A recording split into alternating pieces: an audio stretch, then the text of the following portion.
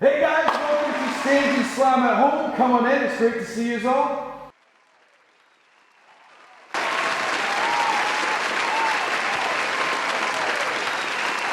Coming in. Yep. I know. Oh, stop it, thank you so much. You're incredible. No, you're incredible.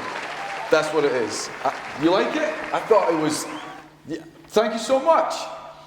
Ladies and gentlemen, welcome to Stage and Slam at Home. On tonight's show, we've got an incredible lineup for you. We have Stage and Slam Gorebridge, one and only Mr. Freeking.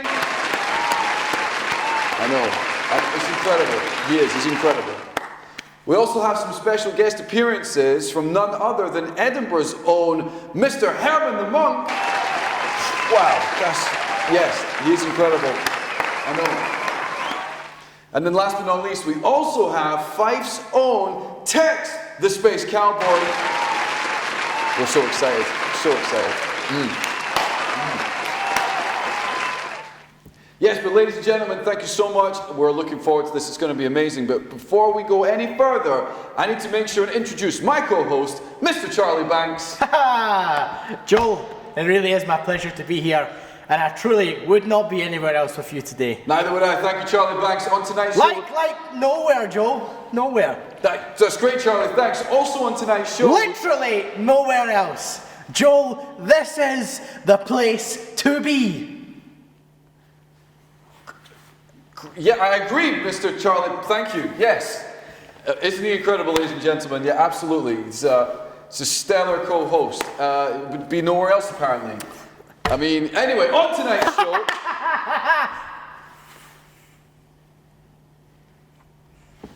Carry on. What's something funny, Mr. Charlie Banks? Well, Joel, you said tonight, and I'm not sure if you can see out that window. I can see it. But it's clearly the middle of the day. You just said tonight, and it's clearly not tonight.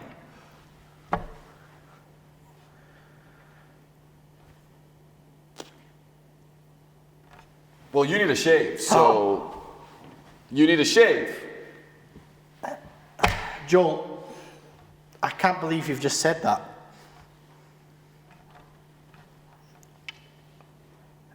I love you, pal. You're great. Your beard looks amazing. I actually love it. It's incredible. It's like, I actually sometimes wished I could have grown one as big as yours. Yeah, well... I've never had one that, honestly. I mean, this is about as far as I go, but what we do have is this incredible gingerness. I see that is coming out of yours. Yeah, it's happening. It's happening. This is the kind of thing that keeps people together. It's this common stuff, this common ground. And we're in this together this week. Apparently we are. It's one of those things that you have to find those common ground moments. Yeah. I mean, it's like, with Mr. Freeking there, we know a lot about him, we've heard a lot. I know that you at home and you guys here in the audience, you've all heard all the incredible stories about him. You know that he at one point had this thing about taking over Stage and Slam as like a trick shot academy. It would be his essentially, but only he would be part of it. That reminds me, Joel. Because that happened with me. Oh, I can't say that. I can't say that live on air. Anyway, so how about we get some news? So, what's been happening in the world lately? We've got, our very own Mr. Andy Chittick. Recently, well, I say recently, it was a couple months ago now, but he had this competition with one of his guys over in Edinburgh, where they got people to like submit votes as to one of them getting a shaved beard, a travesty, really, it would have been, or Andy to get his head shaved bald. I mean, really, I know. I didn't actually realize Andy had any hair, but then I looked at the back and found it was there. So he did shave some off. That did actually happen. And in other news, we're in the midst of a global pandemic. You might have known. Of course. How could I forget about that? That was that's a global pandemic, and we of course have. We've been working through this like you guys at home. I imagine it's been strange. This is one of the things that we've got that's changed our lives at the moment. I mean, we're still trying to figure it out, and as restrictions are lifted, maybe things will... Hold on.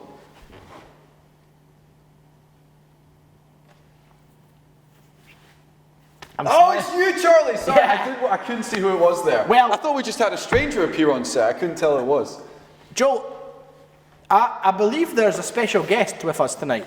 There's plenty of special I guests. said tonight, and I made fun of you for saying tonight. See, you did This it too. afternoon. This afternoon. There's a special guest this afternoon. Is there a special guest this afternoon? I think you need to introduce him. Yes, so ladies and gentlemen, of course, we have got that incredible lineup, but first of all, please welcome Mr. Freeking! Nice to see you. Hey, nice to see you. I know. I can even hear you cheer from your home. I am just that good. It is lovely to see you. Hey.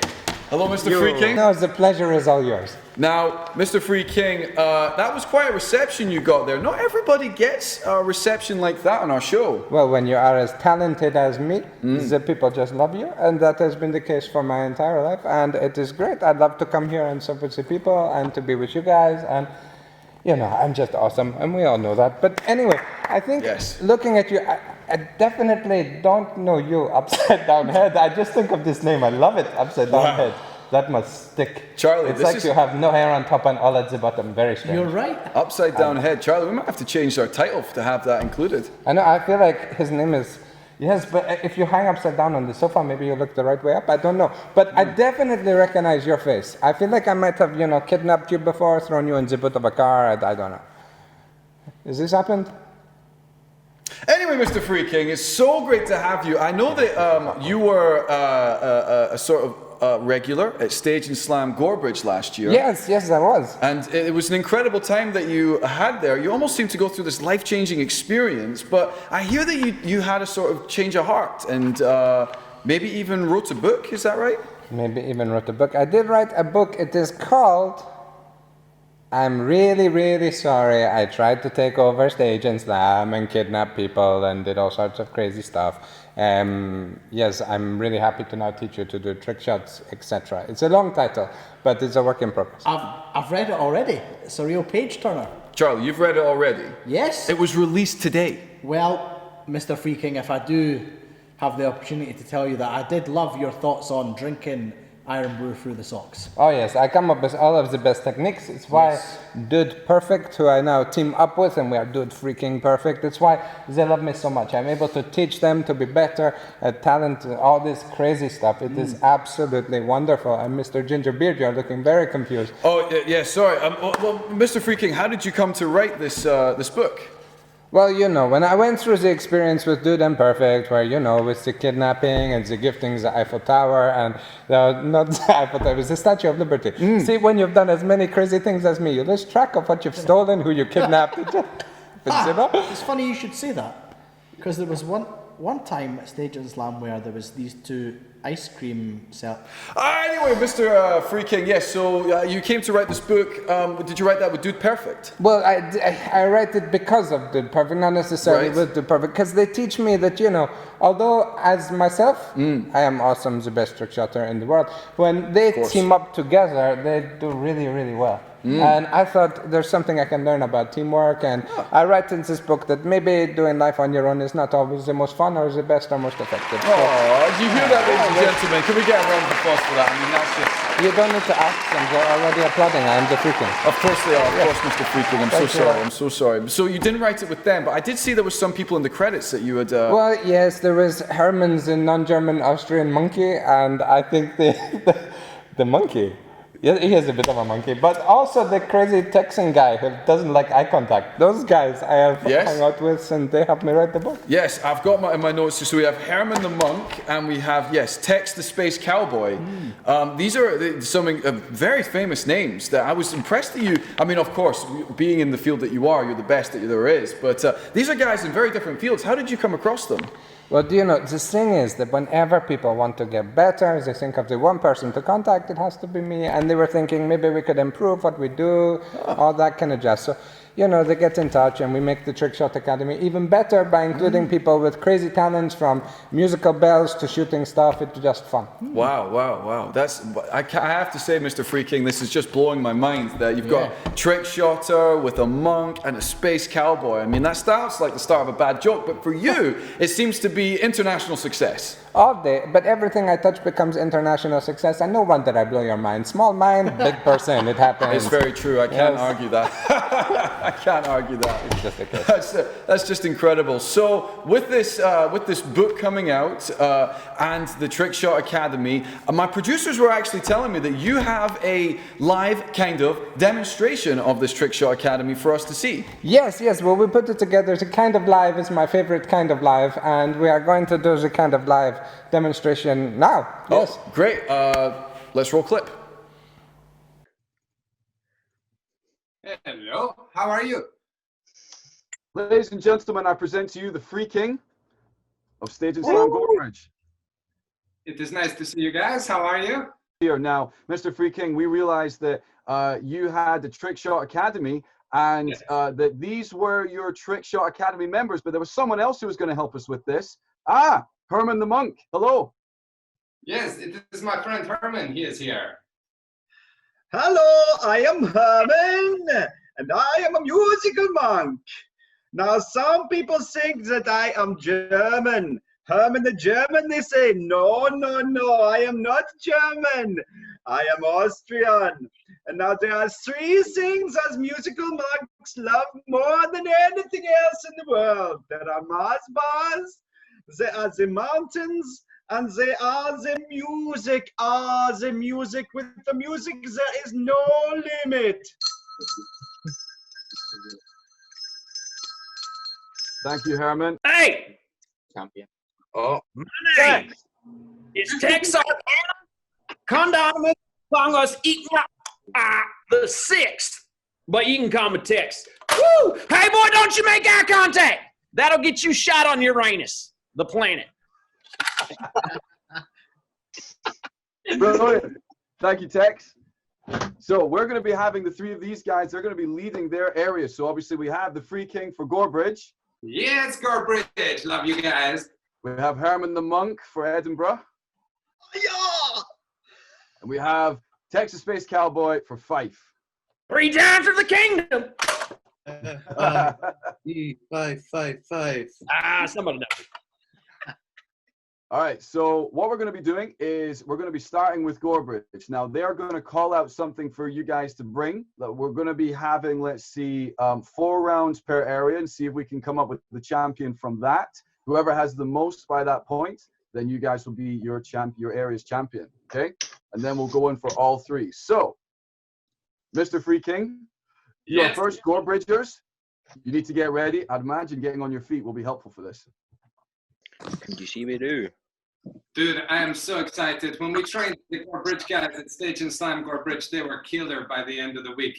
Dude, freaking perfect. We overtook the world. I love you, Gorbridge guys. Okay, are you ready for this? We're gonna play Bring Me. I tell you the first Bring Me and you guys go. Don't let me down. You remember what happens. Okay, ready. Bring me 3 white socks. Go. 1, 2, 3. Yes, found. One. Surely, I've won.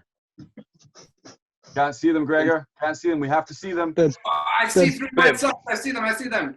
Okay, Edinburgh, I need to see you all so I can see your little gifts that you're going to bring me. I would love a jar of jam. Can you find me a jar of jam, please, Edinburgh? I like this finger action. Oh, Wait a minute.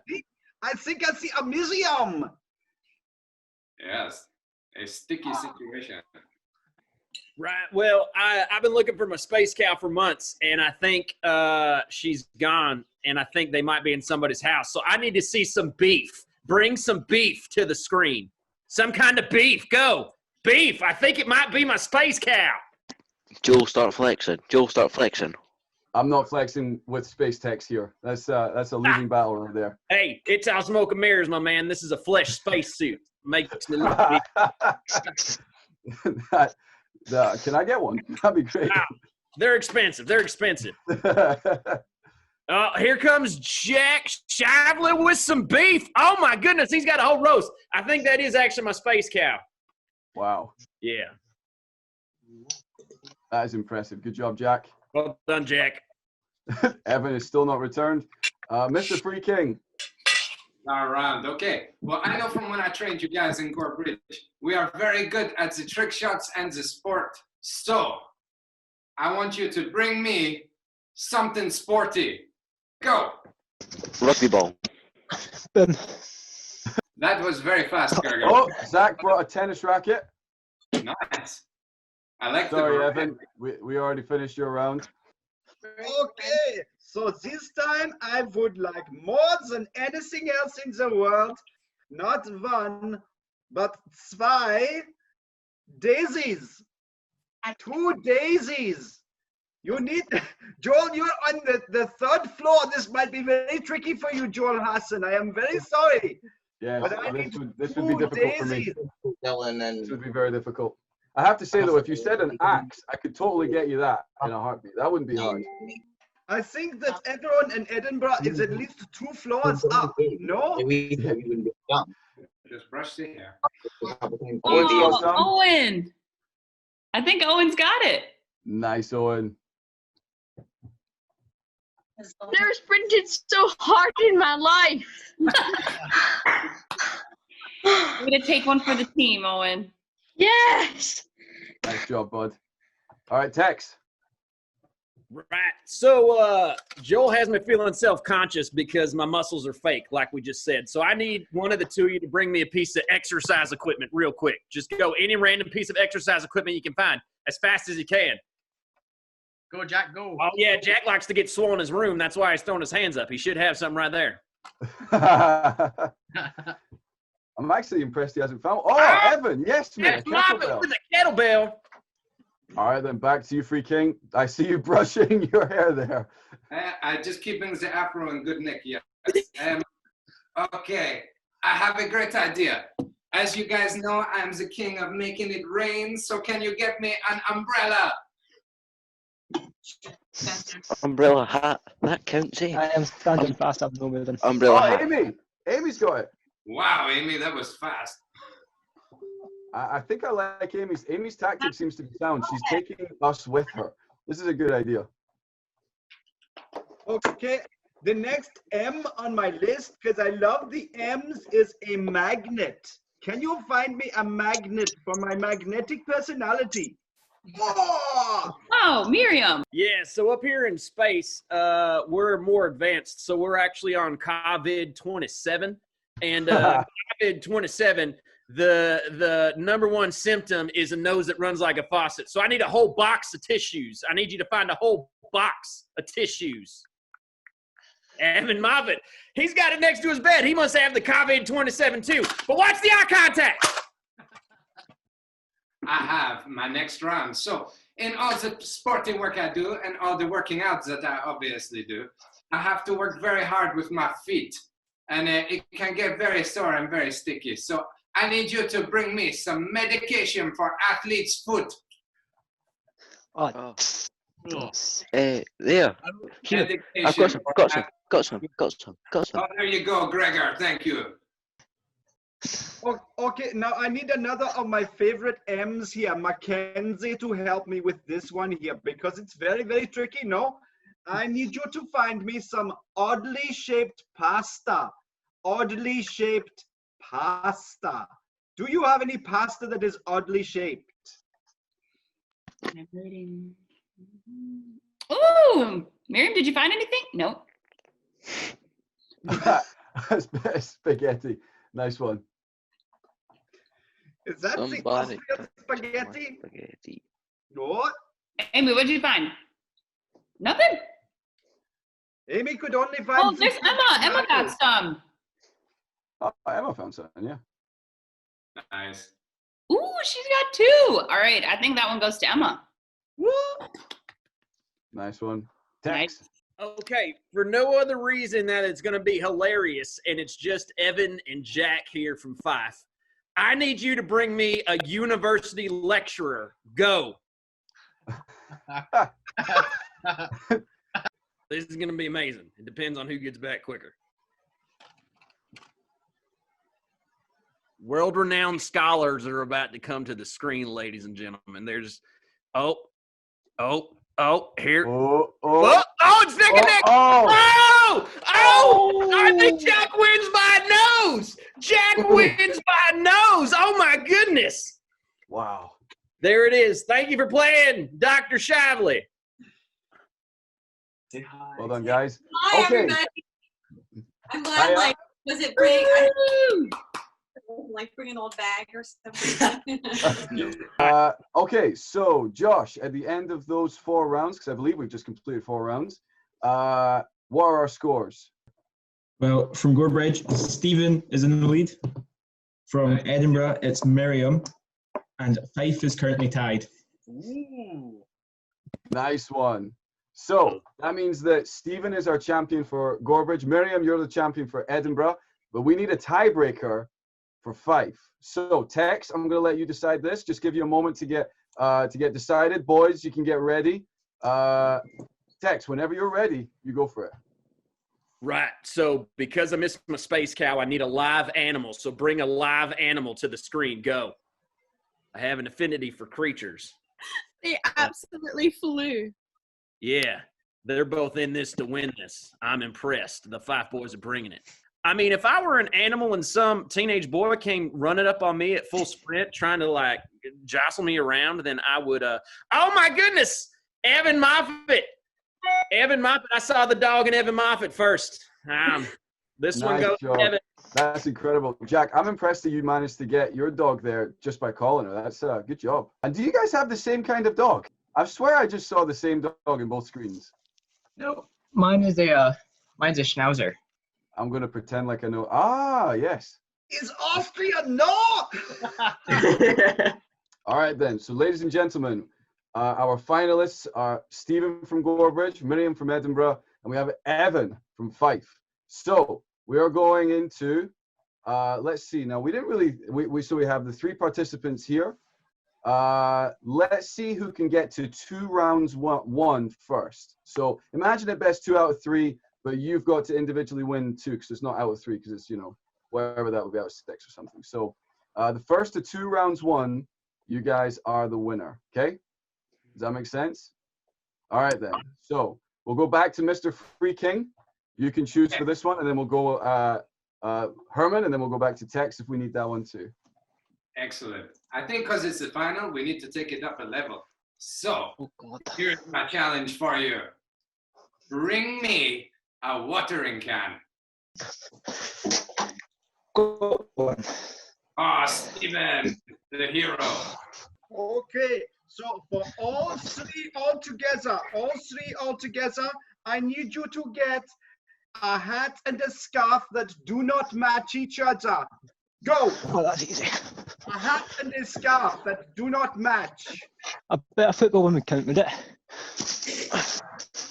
Oh, Evan, yes. Yes. Wow. Okay. So I was thinking,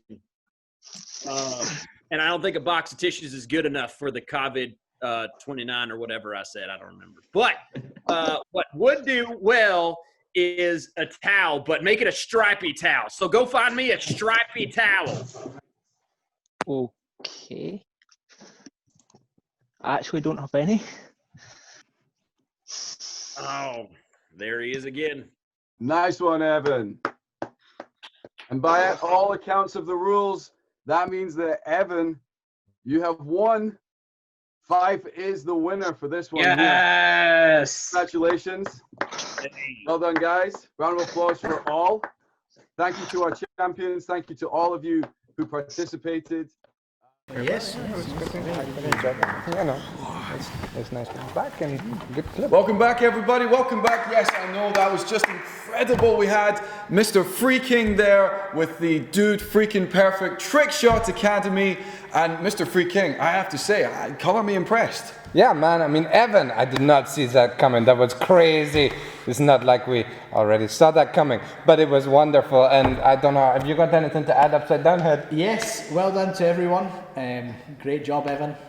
Yes, I mean, so the book for Mr. Freeking, please, it's a very long title. Could you say it one more time for us again? The book title? Yes, the book title, all of it in its entirety, including the last bit. Mr. Gingerbeard, of course I can. This Thank you. is not hard for me. Thank you. It's called involved with the rolling eyes is part of the process. Yes. I'm really, really sorry that I tried to hijack, kidnap Stage and Slam, that I tried to take over, that, you know, I kidnap people and make stuff and do all sorts of crazy things. And now I know better, and I'm really, really sorry. Wow, just again, ladies and gentlemen, the Mr. Freeking. You are welcome. Read the book, maybe you can be as good as me. Thank you, Mr. Freeking. We're going to be back here after a short break.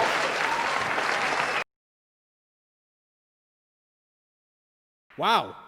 And now on to our lockdown correspondent, Nairi. Charlie, today we are found by Bob, delighted and relieved the construction industry is starting to move again. The question again, asked by the aviation industry is, does it fly? All that hard work. Oh my goodness, that was awesome. Now we know this recent time has been challenging. Nothing shows this more than the fact that we haven't been able to see some of the ones that we love and care about over these past few months.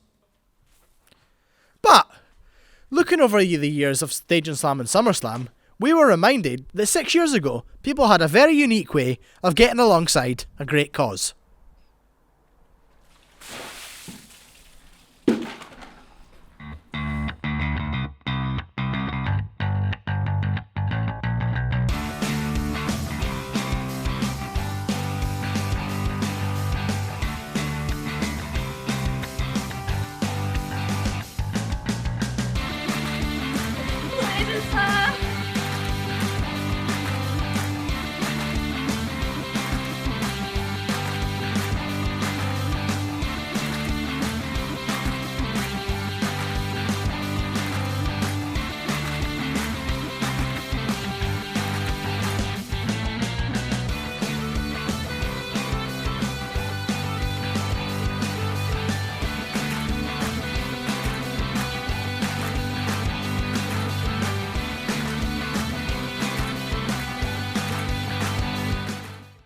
Yesterday we had the pleasure of listening to Gary Wilmer. Today we have the as much pleasure of listening to Ross Fenty. So, how you doing, Ross? I'm doing all right. Yeah, I'm doing good. Yeah, it's been a weird wee time, hasn't it? Very strange. Very strange, yes. Do you remember how old you were, or we were? Because we're the same age. How old we were at the first Stage and Slam? I was 15, and you turned 16 that week. Right. And I bought you a card that said I couldn't afford an iPod, so I got you a P-pod, and I had a little pod of peas. That was 2010. We were still in high school. We were, yeah. That would have been... Going into 5th year? 4th year, yeah. Right. Finishing 4th year, starting 5th year. That's nuts. We've come a long way since then. Yeah. And the difference in us then and now is drastic. But I want to give some idea to these guys about your story, because there's...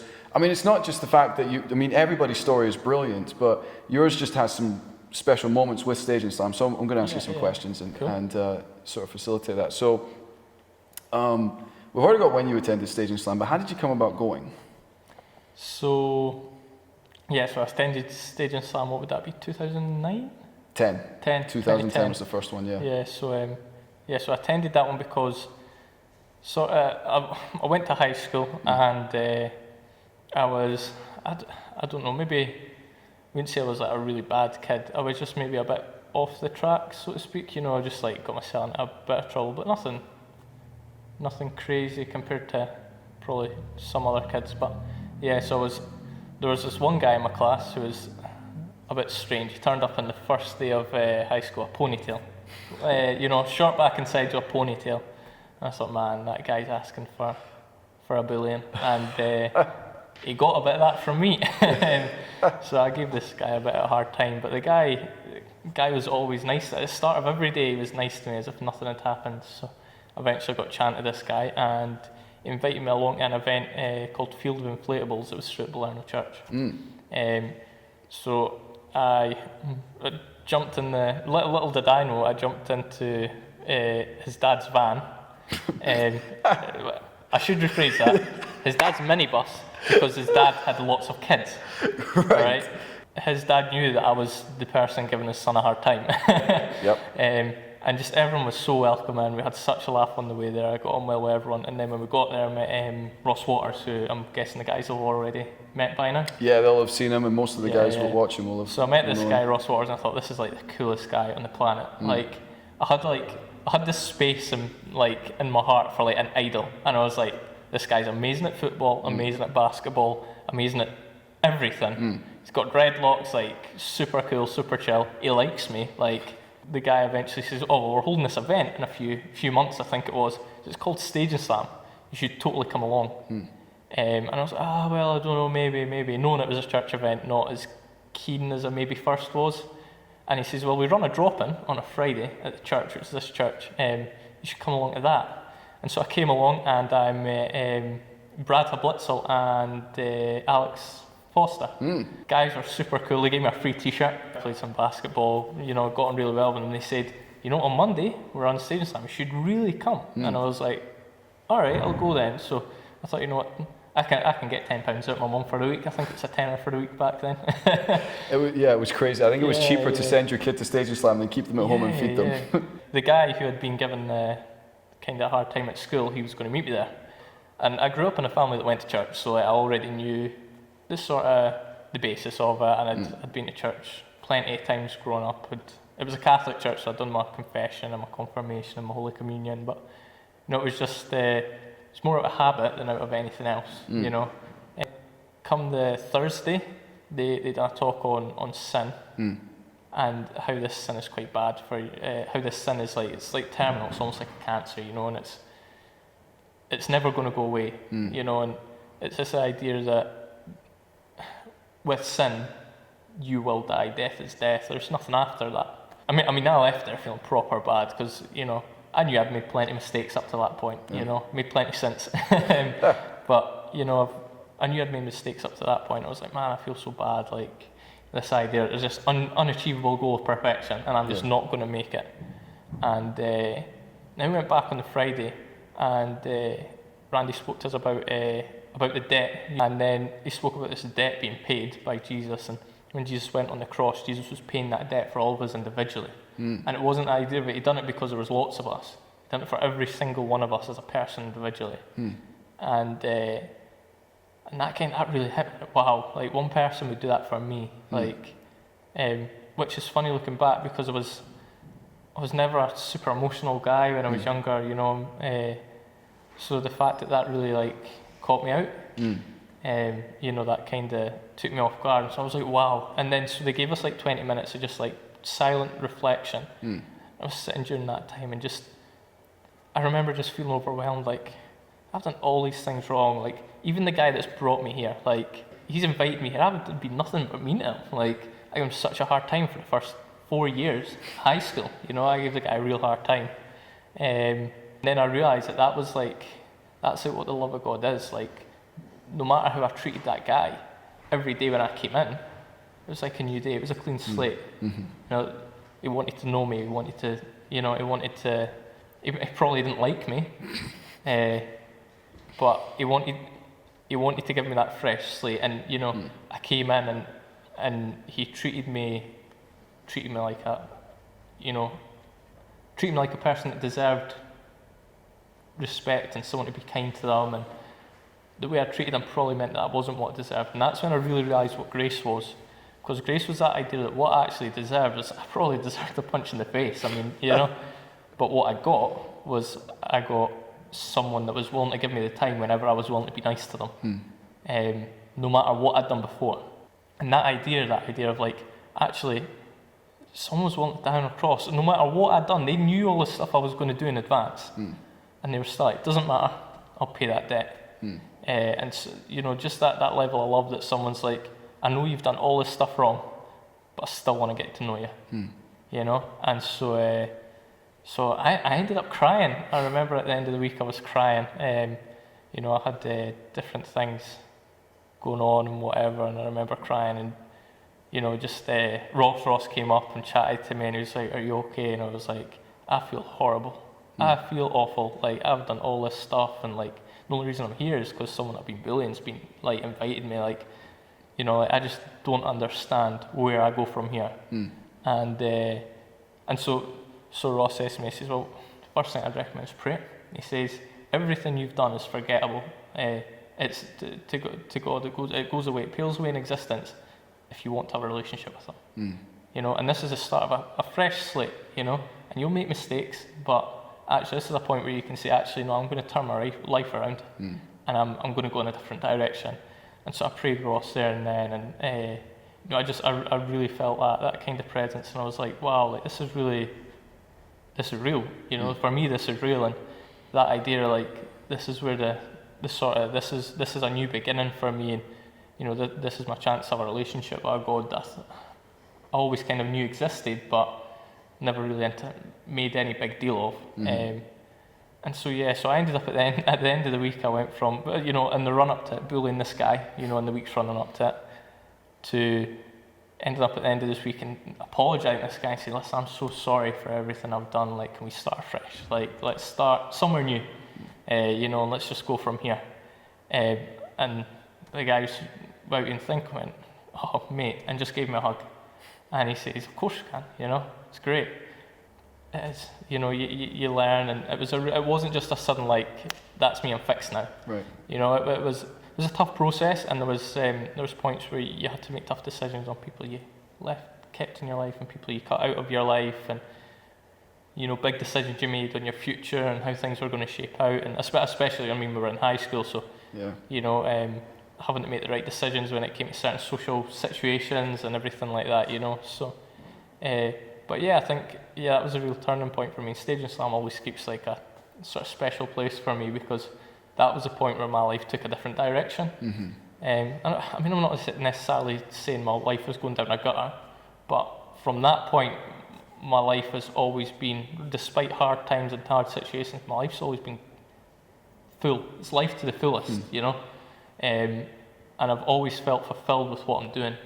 So I mean, that's really it in a really big nutshell. really big nutshell. I mean, since then, of course, it's not just like, as you say, it's not just the sort of sunshine and daisies. There's stuff to do afterwards, and there's stuff to get on with afterwards. But I mean, like, even if I think about it, you, by coming along to this stuff, and then you got involved with the youth here, and more involved here, you met your now wife. I did, yeah. So I met actually through someone. So I became friends with a guy called Guy. A guy called Guy. We got on really well and stuff. And then I met his sister, and over the years we just kind of grew feelings for each other. And last year I married her, I made her my wife. And the guy that I gave a hard time, as you'll know, at school was one of my groomsmen. So how did you enjoy being a groomsman? I had a lot of fun. It was great. Just my life just took a total different direction. So through this, I remember walking in on my first day at the church. I came in, and it wasn't actually in this church. The whole church was getting refurbished. It was in like bits. So we're in the little hall, and I walked in. I says hi, and this little old man came up to me, right? And he's like, "Oh, what's your name, son?" And I was like, "Oh, I'm Ross." And he said, "Oh, I'm Willie," and just gave me the biggest hug. Yes. The biggest hug. Yes. And I was just like, I feel so at home here. And folk were genuinely so happy to see me, and really willing to develop a relationship with me and stuff. And so, as you know, I ended up making a lot of friends here and stuff, and ended up coming here all the time. So I mean, even once I left school, I was coming every week and stuff. So, and despite all the hard times, you know, there's always been people there to support me. So even at times when, you know, especially when you haven't been a Christian that long, and you kind of turn your back on it a bit and chase other things and make life mistakes, some of them big, some of them little, you come and it's, you know, let's start for here, you know, let's start for here. And you know, that reminder that when you do mess up, that you have messed up, you know, but actually there's a lot of good you've done previous, and there's a lot of good you can still do, you know. It's not the stuff you've done wrong isn't the finisher, you know. It's not the end for it, but you know, you can still improve and you can continue, and that forgiveness is always there,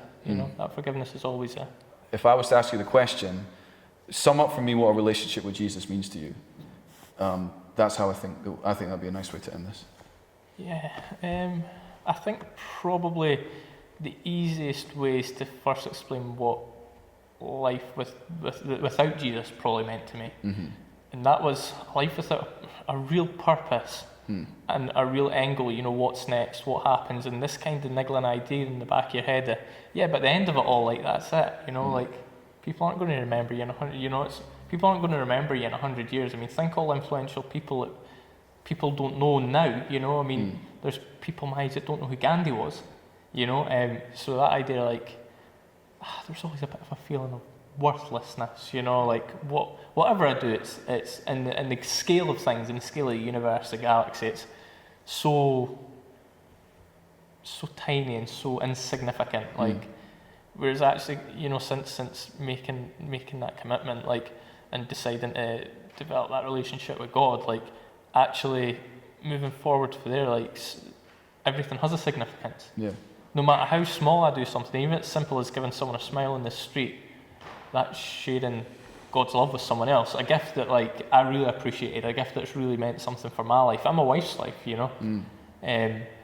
So, and just, yeah, and suddenly all the things that were, it went from even the big achievements you'll make in your life feeling insignificant to the really small achievements in your life feeling really significant, you know. So that's probably what a relationship with God's meant for me in the sort of biggest term, the sort of plain terms. You know, there's probably other branches out for that, but the big thing is actually the significance of someone loves me, wants to have a relationship with me, you know, and I can do work for them, and even if I mess up, that's okay. What I do still counts. Yeah. You know, what I do still matters. Yeah. So I'd probably say that. Thanks, bud. So usually we end the Stage and Slam testimonies with, like, your favourite Bible verse. The Bible verse that stands out most to me is John 3:30, which is, "For he must become greater and I must become less." And it's that idea of, actually, what I do isn't for me and what I do doesn't matter. What I do for God and what God does in my life and the life of others is so important, you know. So yeah, and I think that's kind of developed. It's developed almost into a way I live my life, you know, and that idea I do, you know, it's so important to serve and to serve people and you know, to make God the number one priority, which isn't easy, and I mess up all the time, you know, all the time. Like, being selfish is so easy. You know? So easy. Yeah, but yeah, just that idea of actually it's not always about me now. It's about God and about glorifying God and showing people what God can do in their life, you know. So yeah, so that's a big Bible verse for me. Brilliant. Thank you so much, Ross. Thank you very much. I'd shake your hand, but COVID. COVID, exactly. So yeah, thanks for having me. Thank you. All right, that's a wrap. Lovely. Thanks, bud. Well done. Thank you. Thank you.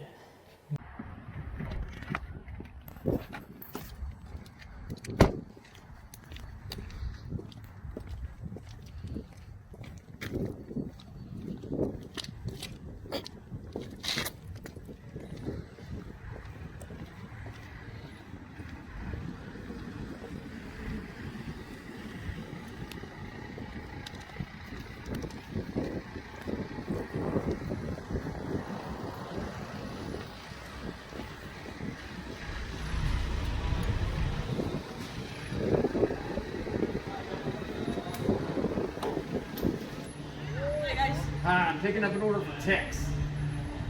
Yeah, guys, it's an original large double pepperoni and original large on the meat stuff for you. Thank you very much. No worries, enjoy. Thank you.